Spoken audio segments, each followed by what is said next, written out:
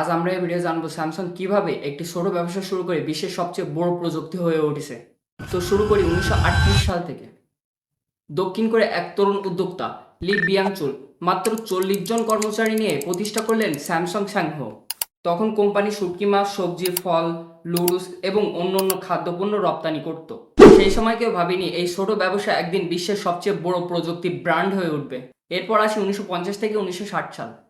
ওই সময় নতুন পথে যাত্রা শুরু করছিল স্যামসাং।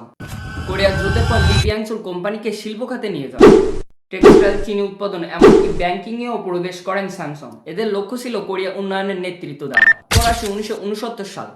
এই বছরেই স্যামসাং প্রতিষ্ঠা করছিল স্যামসাং ইলেকট্রনিক্স। তাদের প্রথম প্রোডাক্ট ছিল সাদা কালো টিভি। এটাই ছিল তাদের প্রযুক্তি জগতের প্রথম পদক্ষেপ। এরপর 1980 থেকে 1990 সাল। এই বছরে স্যামসাং মোবাইল ফোন, সেমিকন্ডাক্টর, মাইক্রোচিপস এবং ঘরের বিভিন্ন ইলেকট্রনিক জিনিসপত্রের উপর বিনিয়োগ শুরু করে। তাদের প্রথম মোবাইল ফোন আসে 1988 সালে।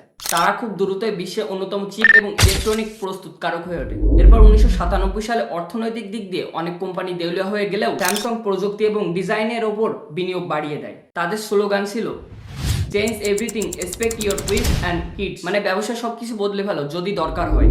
এরপর 2000 থেকে 2010 সাল, এই সালের ভেতরে স্যামসাং গ্যালাক্সি সিরিজ লঞ্চ করে, যা সরাসরি অ্যাপেলের সাথে প্রতিযোগিতায় লাগে। বিশেষ করে গ্যালাক্সি এস এবং নোট সিরিজ তাদের বিশ্বজুড়ে জনপ্রিয় করে তোলে।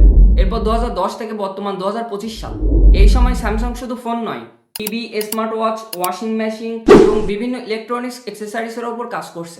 তারা এখন বিশ্বের সবচেয়ে বড় স্মার্টফোন নির্মাতা এবং অন্যান্য বৃহৎ প্রযুক্তি কোম্পানি। স্যামসাং এর এই গল্প প্রমাণ করে ছোট ছোট স্বপ্ন অনেক বড় বাস্তবতায় পরিণত করতে পারে, যদি থাকে সাহস, উদ্ভাবন আর নিরলস পরিশ্রম।